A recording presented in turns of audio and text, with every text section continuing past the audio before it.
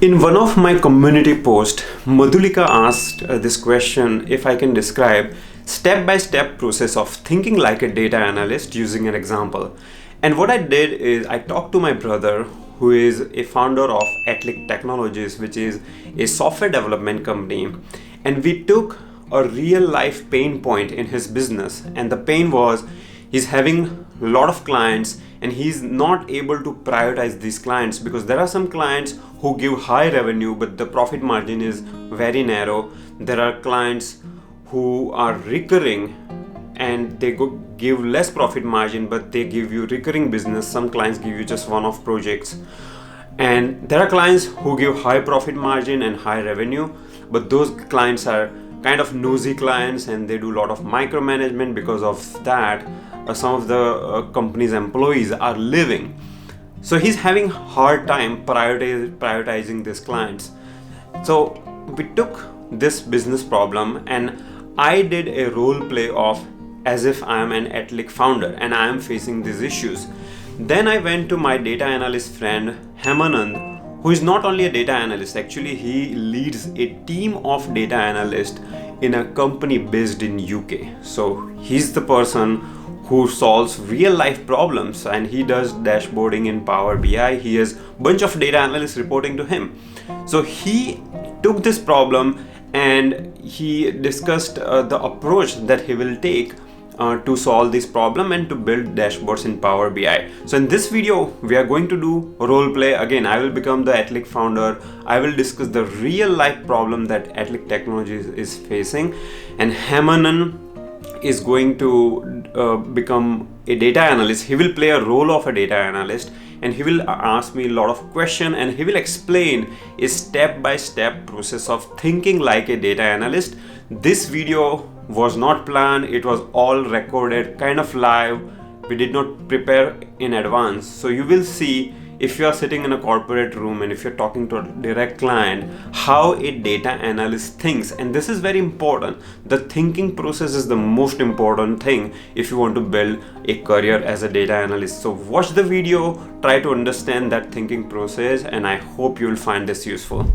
So Hemanand, Atlic is a software development company where we have many different clients, and one of the common problem that we face is prioritizing these clients, on which client we should be spending more time or whom we should be giving more priorities. Because these different clients, one thing is we can look at their revenue, but there are clients who give us more revenue but the profitability is not there in those projects. Then there are some other clients whose work is so painful that some of our important resources have left this company. So how can you help us with these pain points? Great, Deval. That's an interesting problem. I think this is a classic problem that every, I would say, service company would have some of their own solution to deal with. Uh, I mean, let's break this problem into multiple pieces here. So one thing what you need to know is like which client is giving you the most revenue. That's probably the first thing you want to know, and perhaps then you want to understand what is the profitability of each of these clients. And it's very interestingly you mentioned something like pain point that you have with some of the clients, because if they are creating a lot of how to call a challenge for you to get the project done, which is not a challenge, which is more like an issue, then we need to factor that as well. So um, first of all, I would like to ask, do you record the client transactions, and is there a data that we have in the system? I think Yes, we have a yeah, okay. MySQL database actually today Wow, where we okay. record all this transaction. We have built an internal tool in our company where all the projects which are coming they get recorded along with the timeline and the revenues. Perfect. So that's going to be really helpful. So if so, do you mean like you record this data via some system, and the data is flowing through a database, SQL database? So if I go to SQL database, I can access all this data. I have Yes. the data given. Perfect. Then what I can do is like I could set up. I mean, we could easily this in this case when you have the data directly coming from a tabular database, I could directly connect this via Power BI and using my SQL connector and get my data in. And what I can do is like we could think about customer classification. We could Mhm. call like you can name them. You want to call them like a gold, silver, platinum customer, or you want to call it like A, B, C customer, where A is your most valuable customer, B is Mhm. second most, and C. So what's your? Do you want to do the classification, or you want to know per each customer, or you want to assign an index to each customer? Let's say that, oh, this customer index is 95, and this customer index is 93. What is your preference? Classification sounds like a good idea. If I have gold, platinum, and like silver customers, I can maybe in busy seasons I can focus more on my silver, not silver, but the platinum customers. So yeah, that kind of Yeah, classification sounds like a good idea. yeah, great, great. So in order to classify your customers, I like to understand what really means to your business. I understand for every business, revenue comes first, right? So let's revenue is given. So how much sales that person is creating, that customer is creating to you, that's very important. Apart from revenue, I think profitability, that's also a financial metric you would focus, if I'm not wrong.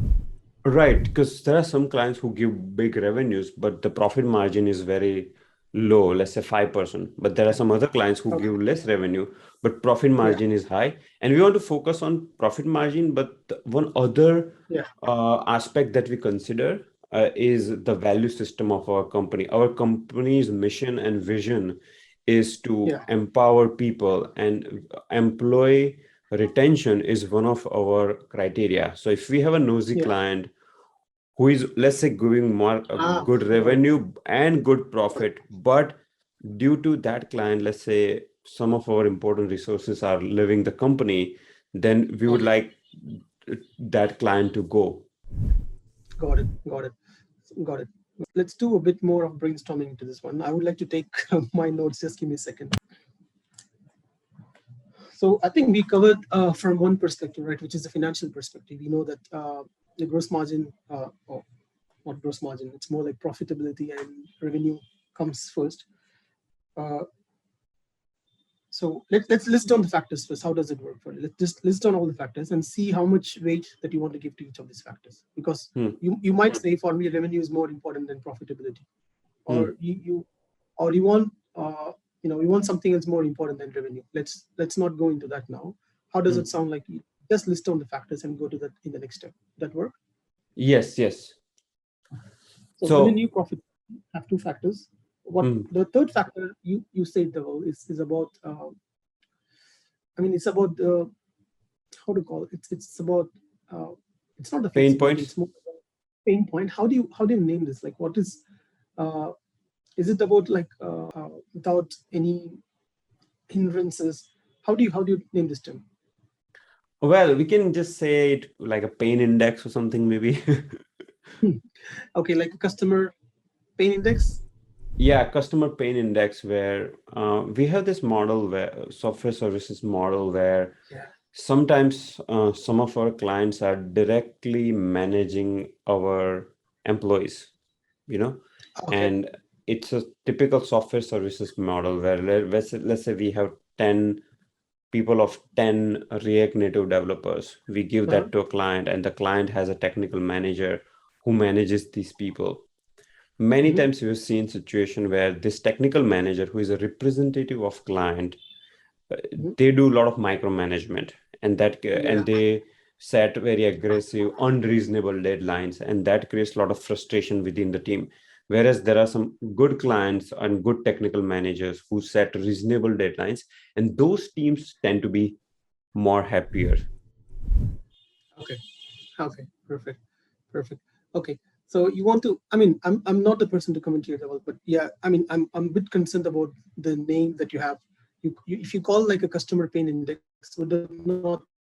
The people who are working with the customer, would that not put them off knowing that they have this customer pain index, and they might? I'm talking about your company's employees. They might Hmm. think like, oh, this is a pain. Maybe we should Yeah. brand it. Isn't it?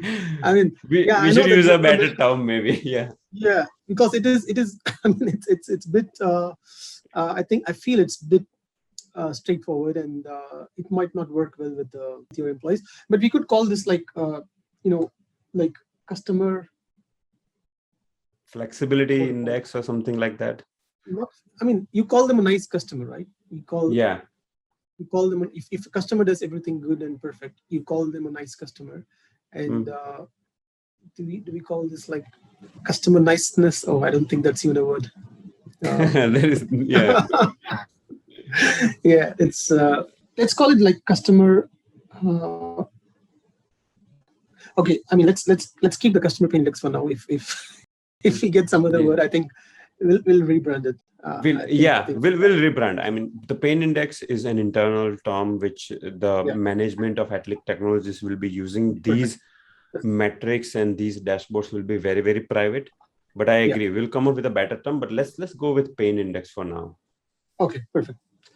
Okay, so great. So we have the revenue, we have the profitability, and then we have the customer pain index.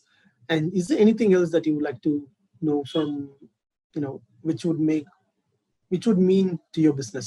What are the things that you would like to know from your? Yes, one more thing is we are interested in building a long-term relationship with customers. So Okay. the customers who give us recurring revenues and whose revenues are increasing year by year, we give those Mhm. customers more priority than there are customers who give us one-off projects. There are customers Yeah. who have been giving us projects for a long time, but the revenues are not increasing. They're kind of steady.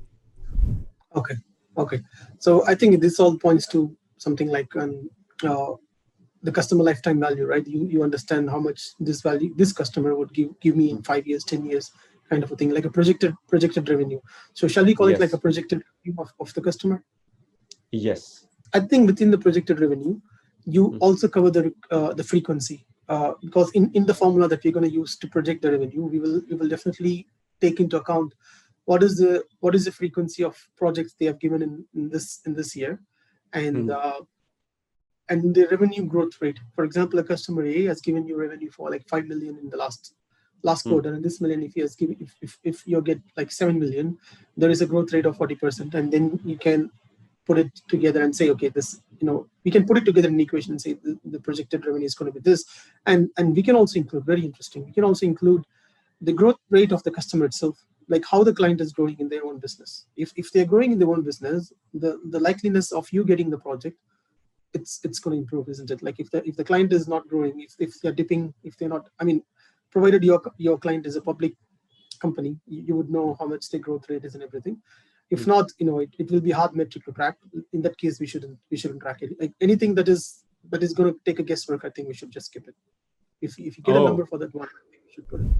nice, nice. So yeah, some of these clients they can share their financial numbers, and it's an Yeah. interesting, I think, interesting dimension to tackle. Definitely, I think if they are growing, they will give us more business, and we'll grow Yes. as well. So let's Yes. take that into account. Yeah, I think all of this, we can put it together in the projected revenue, because if this would go into the client's growth rate, which is the rate at which they are growing, will go into this Mm, formula, mm. and we can project our revenue based on their growth rate. And Okay. you can also get more specific about it, like what is their service, I mean, what is their product, what is the end product, and what is the need for the product. And we could go into as much as details as possible, but if you want to keep it at the top level, we can just see into their P&L, profit and loss statement, and understand if they're growing or not. Okay, that sounds good. There's one more factor I would like to consider is Atlic Technologies have been doing projects on mobile and software development, traditional mobile and app development. But the world is moving more towards data science and machine learning. So Atlic is trying to acquire such clients who can give Yeah. machine learning projects. And in fact, we have one project going on right now. Now, for these projects, since these are strategics and since Atlic wants to transform itself into data science and machine learning company, we would like to prioritize these clients, although they might be giving us less revenue and less profit Yeah. margin. Yeah. Okay. Okay. That we could call this like a preferred client, and we could have a tick box saying this is a Mm, preferred client, and you mm. can decide how much weightage that we should go. Yeah, we should call this like a preferred client. Okay, that sounds good. Yeah. So we've got like 5 factors so far, and is there any other factor that you would like to put in there? Nope, that's it. Yeah, and just to let you know, this is, we can keep this list, a live document, and of course I Mm, know that you would have something more, you could have thought about more. But this we can use to create a robust model and then see what we can incorporate later. Okay. Great. All right. So let's say this these five factors contribute to 100% of your, 100% of the formula that will go into the metrics that will go into classifying a customer as A, B, and C, or gold, silver, platinum, whatever you want to call it. Mhm. How would you, what is, out of this five, what is your most important thing? If you just have to pick one, what is the most important thing? Profit margin.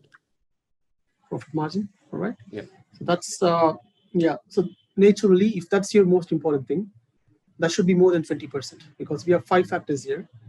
So if you divide everything equally, you would have to give 20% to each of them. But I see. one of them, you're going to prioritize one of them. This should be more than 20%. So how big it is than the other factors? It's 5% more or 10% more. What would you say? The profit margin. Yes, the profit margin. What is the factor you want to give for this? Because we have five factors, I and see. each of these factors has a weightage. If I give an equal weightage to all these factors, I would give 0.2 to each of these factors. Got it. Since you Yes. said profitability is, yeah, okay. What? I would say 40%. This is Okay, like that's like 0.4 of your weightage of your entire. 0.4 Okay. of my weightage. Yes. Okay, perfect. So let's say that's your 0.4. And do you like to pick your second important factor?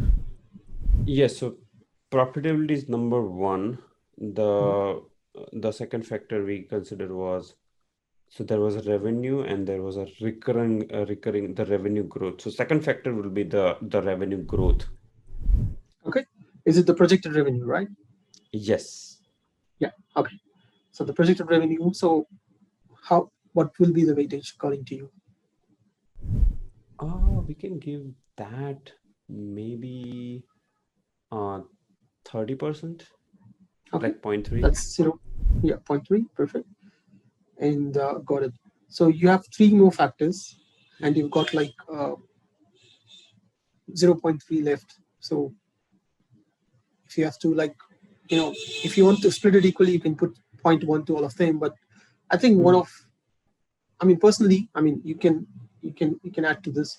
I feel that revenue should be given more weightage than rest of the factors as well, because sometimes it's about, because revenue, based on my understanding, it helps in your company's reach. So if you are making more revenue, which means you are having more clients, you're doing bigger projects. So that's a direct indicator of how big is your company. You might be, let's say that, yeah, because you might be selling like five products, right? You might be selling five products and you're making like 90% profit margin in that. But somebody might be selling like 1,000 products and just making 10% profit margin. That person is making more profit than you at the end of the game, at the end of the day. I So see. that's yeah. So I think, I feel like revenue should be playing some. I Should totally be. agree, because we might sell out this company, eventually as well. And if Yeah. you have a plan of selling this company for a higher valuation, I think revenue will be one of the important factor. Yeah. If you want, like, you can put revenue as, maybe you can split between, you can reduce the profitability to 0.3 and then give revenue 0.2. If you ask me, probably that could make more sense in Cool. this calculation. Sure, you are an expert data analyst here, and I trust your abilities. So let's go with that. That sounds interesting. No, no, I'm an expert to get the data together, but I would totally rely on your expertise to tell me what exactly you want to see. I'm just taking some anecdotes from what I've done before, but it's not. Okay. I understand every business is different, and it could be that your business is completely different, your model is different, and you just want to focus on profitability, not on the scale. So it could happen as well. Okay, totally understood. But yeah, I would still go with your opinion. I totally agree that that's how we should balance out these factors. Great stuff. All right, and I've got three factors now weighted, and the other ones that we have are customer pain index, a very interesting one, and the and the preferred client. So we have like 0.2 left in the weighting. How would you like to I think split them? we can give point one to each. Okay, okay, sounds good. Okay, perfect. Great, great. So, I mean, I think what we can do, though, is like create an overall index, including Mm-hmm. these five factors, Mm-hmm. and that index will, I could make this index like out of 100 if you prefer. Like, how do you like to read this number? Do you want to read this like in percentage, or do you want to read this like an index, or do you want to read this like a scale out of 5? What's your what do Scale, you think is yes, some simplistic presentation would be better, like scale out of yeah? 5 maybe. Okay, so if you want to put it out scale out of 5, so understandably, any customer that it's 5 will be your top customer, will be your most valuable customer. And how would you like to call the classification? Do you want to call A, B, C, or silver, gold, platinum, or anything different that might be more relevant to your? Like, I like this terminology. So let's do diamond, platinum, Mhm. gold, silver, bronze. Okay, so you have like 5 different categories: Yes. diamond, platinum, gold, silver, bronze. Great. And I've got all the 5 customers now. Sorry, on the 5 categories now. And do you want to specify the scale? So if a customer hits between 4 to 5, you want to keep it as diamond, and 3 to 4 is going to be platinum, and so and so. Is that the scale that you would keep for now, or Yes. okay? I would skip that scale, yeah. Yeah. So there is a there is a thing like by gut feeling, you would know this customer will be my diamond customer. This Hmm. customer will be my platinum customer. You Hmm. might have that gut feeling, and the formula is going to do something, and it's going to give you some results. It might be Hmm. surprising to you because what the formula shows might not match with your gut feelings, Hmm. and but that is also uh, a good validation point for me. So if Hmm. you give me your gut feeling of some of the customers, oh, I know this customers are definitely going to be in 5, this customers are definitely going to be in 4. if if I find my data, my result, and your initial gut feeling, there is a vast difference between these two. I Hmm. will for the look and understand, okay, what else I might have missed in the formula, because there must Hmm. be some reason for you to think very very very like you're very certain about something. There must be some Hmm. reason. We might not have factored that in here. That's something I Hmm. would like to calculate. Just understand the variance and calculate. Or maybe the formula is perfectly right. You might be having a different opinion all this time. That could also be true. Yeah, I think you're making very great points here because I have seen many times your gut feeling is dependent on some of the subtle psychological factors. And when you Yes. look at the actual data, that data will not back those gut feelings. And of course, Okay. I want to run my business based on data-driven decision making, not based on my perceptions or biases. Yes. Yes. Yeah, and that's exactly what I'm saying. Because this is, this can go two ways as well. Because if you're so strong in your gut feeling, I think we should not ignore it as it is, like Hmm. totally as it is. We should just keep a balance between both and see why you feel it that way. Understand why your gut feeling say that way. It could be just a gut feeling, or it could be something that we might have missed in factoring to this thing. There could be some other factor. That's the reason why when you're in the initial stages of development of these things like that, I would always listen to the gut feeling and understand why they think, oh, this customer is really valuable, or why they think this product is really valuable. There must be some reason to it. Let's try to break the data and understand why. That could be something that I would just factor it in initially. And Okay. great. So I think revenue is pretty straightforward. I would Hmm. I would not try to jinx it too much. It's very straightforward. I would uh, I would try to allocate a scale based on the revenues that you receive from different customers, Hmm. and we can say like, oh, the top 10 percentile of the customer belong to, let's give a rating for top 10 percentile of the customer. Let's Hmm. give like a 5, and the bottom 5, let's give some number, and Hmm. we can easily get a number for revenue, right? Hmm. Hmm. That's given.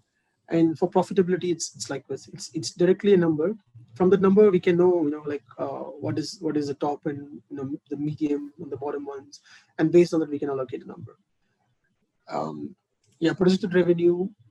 It's going to be a very detailed formula, but just to let you know what are the things that I'm going to include is basically the I would understand if this customer's what type of projects this customer is giving you, this client is giving you. Hmm. Is it a recurring or is it a one-off project? Hmm. Or what is the scale at which they're giving you, and what is the frequency in which they're asking you to do it again? It could be, I'm going to identify from your data set if Hmm. the project is something that's going to be recurring for sure, because there is a project. If they're asking you to prepare an annual budget review dashboard or something like that, that's going to be Hmm. recurring, because they're going to do it every year and they're going to do it every quarter. So Hmm. we should focus more on projects like that, because that's going to keep giving you more and more revenue every year. Hmm. And I'll put some I'll try to identify that one, and I'll couple that with the growth rate of the company, and we Hmm. would get the projected revenue from this customer. And Okay. a preferred client is straightforward. If you give me the keywords that I need to look for, if it's related to data science, if it's related to machine learning, Huh.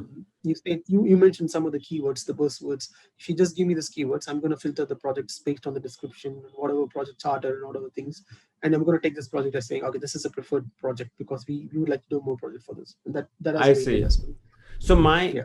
the MySQL database that we have for our clients and projects, those though that database has those keywords. So when you Okay. plug Power BI with the MySQL Yeah. database, I think you will do some filtering or some query Yeah. on that column, and you will Yeah. assign a preferred client tag to that particular Mhm. customer, correct? Yeah. Yeah. That is one way of doing it. If you want to be really certain about it, if you want to be like super certain about this thing, an easier way is, I think all the projects go through an approval process, right? It goes, somebody approves the Yes. project, and I Yes. think that person, I believe that person is also capable to understand whether this project is a preferred project or not. Oh yes, there is Yeah. there is a project manager who does all this, and they Okay. understand. So maybe in the software that we have built to Yeah. track clients and projects, we can have a Yeah. checkbox where we just say preferred Exactly. Perfect. project. That's exactly where I was going to come at. Because rather than putting the machine to think all this thing, it's a very simple human thing to do, and human can make a tick, and it's done. Sometimes a machine cannot. It's not 100%. We know that it's easier to just make a tick there and know if it's a preferred project or not. I think I'm quite comfortable uh, with the four factors that you gave. I understand how I can get the data, but I think I would need your help to understand the customer pain index a little bit more, because Mm-hmm. I'm not confident about my understanding of that. So what the customer pain index, pain index. So it's basically related to uh, the experience of your Yes. employees, is it? Okay. Yes. So it's related. Let me give you more details. So it's related to the experience that our employees get while directly dealing with that particular customer, because the customer has a technical manager who is managing our team of 10, let's say React Native developers. And that technical manager sometimes do a lot of micromanagement. And this could be due to the way the whole organization is set up on the customers and their values and their culture and whatnot. But because of that, the experience that our employees are getting is not the best. For example, we do a lot of cultural activities in our Yes. company. There was a Diwali, for example, and we did a lot of Diwali celebration, but some of the employees couldn't join that event because they were working on this account where they had Yeah. totally unreasonable deadline. So what we have started doing is periodic monthly or quarterly survey monkey surveys, where Hmm. every employees they give this feedback for a project and customer both. And we have Yeah. this feedback data in our survey monkey portal, which we can Yeah. export it to Excel file. But now the problem we have some Yes. data in MySQL, and we have this survey data in Excel file. So I'm just, as a data analyst, like, how would you like to consume this information? That's going to be very. There is a SurveyMonkey connected to Power BI. I can connect SurveyMonkey to Power BI, and then I can Oh. export the data. That's possible. or else we can extract the data from SurveyMonkey and push it to SQL. That's another way. To keep things That simple, I would prefer the first option. yeah, so first option is simple, but I want to discuss the second option. So Yeah, what we'll have to do? So as a data analyst, like let's say you will write some Python script to yeah, extract data from Excel, maybe write some pandas code and just yeah, insert that directly into MySQL, correct? yeah. That's right, and that's not going to take a lot of work. But um, I don't know if there is an API to SurveyMonkey to get the data directly as a database or raw data. That's something we need to investigate further to understand if that is possible. If Okay. not, there is a direct connector to SurveyMonkey via Power BI. I can simply match up this two data. One of my data source will be SQL, another data source will be SurveyMonkey. I can put these Mm, two things together. That's mm, also another way. Yeah, like I said, to not spend too much time to just get something immediately and then do step by step building. I would just go for the first option where I connect to SurveyMonkey using my Power BI directly. And yeah, that I mean, I really like the survey thing, but I believe this is, I mean, this is me talking. This is more about my understanding. You can correct me here. I believe this is also related to, a lot of things that we need to change in the process. I mean, mm, we need to know from the process. The survey that you are asking, I think that is a primary data we get, right? That's mm, going to say everything. So what questions do we have in the survey? And that's something I would like to understand, because to me, what really matters is like, um, mm, what I really understand is like there is a customer expectation, the client expectation, mm, and there is the capacity that we have, and it's mm. not matching. There is a mismatch between the capacity and the client expectation, and how do we deal with this? So there is an I think there should be some sort of an SOW or anything that's being made, right? So I mean, is a client thoroughly briefed about, okay, this is what we can do, this is a deadline, and because as an employee, I'm not sure how much they can do to change this thing. Is it something that I mean, what I'm trying to understand is like, this question, the survey questions should not just focus on the employee, but also on the project manager, also on the sales manager who's getting the project, and try to get as much as information possible. If you want to go to the root cause of this problem and address it, I think that's where we need to start, I right from the think point where. right, and I have details on that. So let me discuss one of the clients who is an online clothing store, and their online clothing store, they make specific types of clothes, and their Yeah, business is growing rapidly. So part of the reason is yeah, they are growing so rapidly that they want to mhm, build these futures very fast. So that's one. The second one is they are a startup, so they don't have processes on their end, and some of the people's that, for example, this technical manager that is managing our team is not that mature. It's like a new team, so they are also this going through this learning process, but then there is a lot of pressure from business, and that sometimes results into this bad experience as far as our team is concerned. And we have told our yeah, team this thing as yeah, well, but it's just, and we have been having a recurrent meeting with this client, and we are kind of keeping our communication as much clean as we can, but yeah, still we are facing these issues, and we don't want that some of our best programmers leave the company. That's the last thing I want, and that's the reason we are doing got it. these surveys. And if the results don't Got it. improve in these surveys, maybe we'll negotiate with the client and try to reduce the scope or come up with some alternate mechanism to address the issues. Yeah, yeah. I think I totally hear you. I totally understand. The primary focus here is your employees. They like you focus on your customer. There is a customer satisfaction score. You should also have an employee satisfaction score, isn't it? Working on the project. I think Dhaval, maybe that's the thing we need to have. It's instead of having like a customer pain index, let's call it like an employee satisfaction index. How much how satisfied is the employee working with this project. Like you would ask every client, how satisfied are you working with this project? They would give the rating. Let's ask our employees how satisfied they are working with this project, and let's try to understand what went wrong. If they rate something less than 5, let's ask what went wrong. Was the deadline not clearly specified? Was the requirement not specifically given? Was the engagement not very pleasant? We could factor in, like, ask a lot of questions, and again, this will go to a sub branching index where you will have weightage for each of these questions and try to get a final number, and that number we can integrate to the other 4 factors that we have. That's sort of Perfect. thing.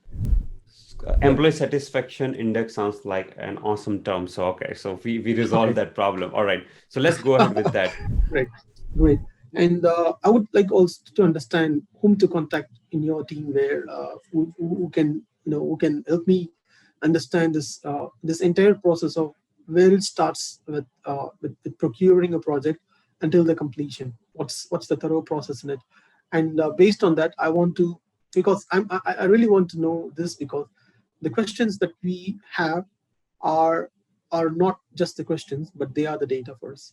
The answers that we get from those questions are the data. So for me, that is the source of data.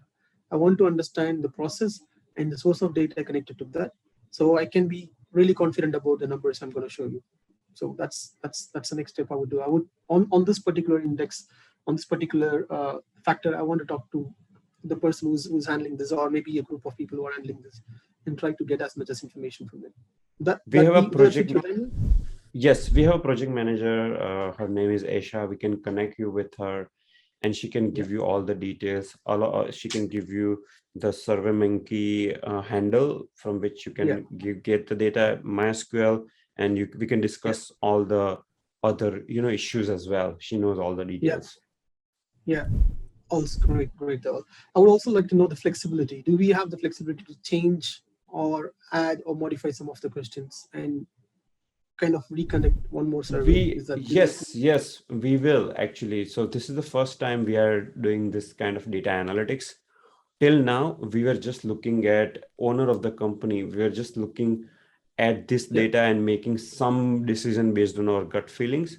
But now, Yeah. since we are doing a proper data science within the company, building this data analytics dashboard, we are open for all kind of feedback. And if you give us Great. feedback, we can definitely change the way we conduct these surveys.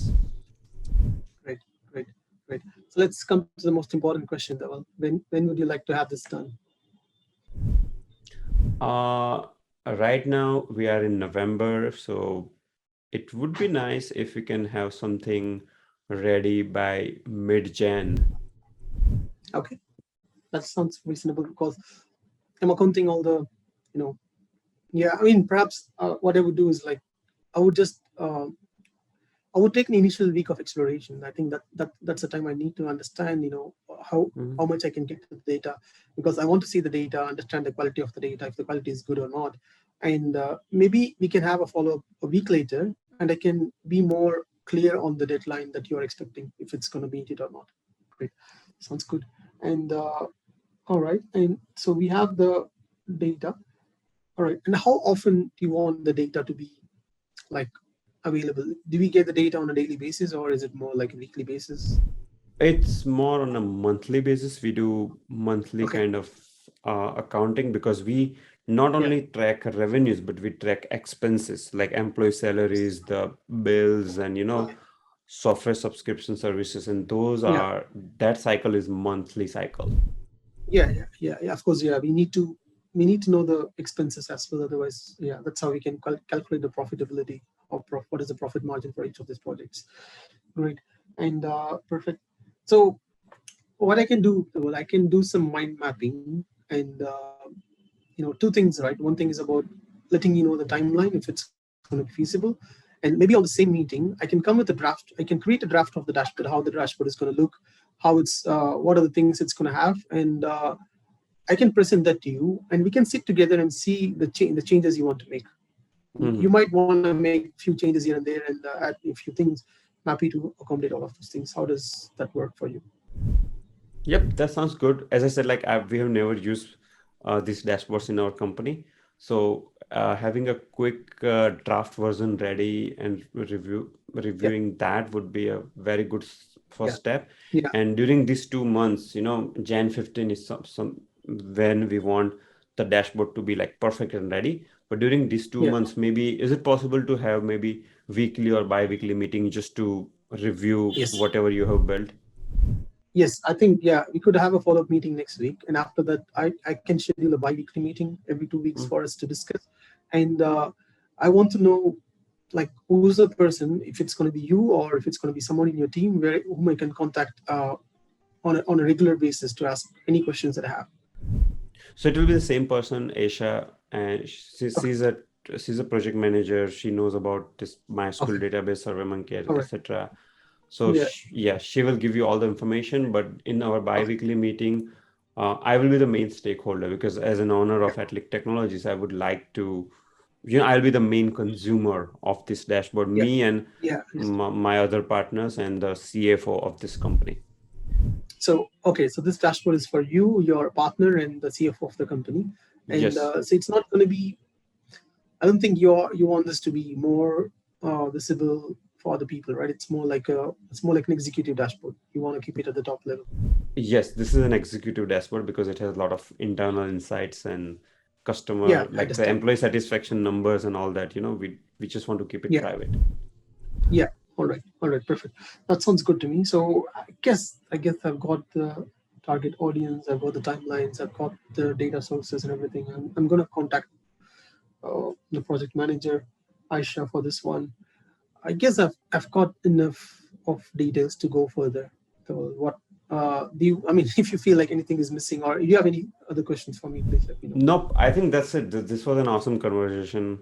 Um, I think we figured out a plan, and this whole thing started, Hemanand, from one of the questions that my YouTube subscriber asked, which is a step-by-step process of thinking like an analyst. And we just did this Yeah, role play, and we kind of went through the actual process.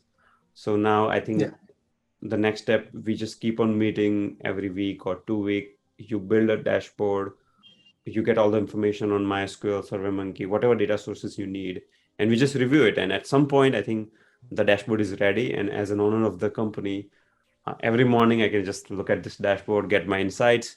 And once the dashboard is ready and built, I think we can get into some kind of maintenance contract as well, where if you want to make one-off changes, you can help yeah, us make those changes, correct?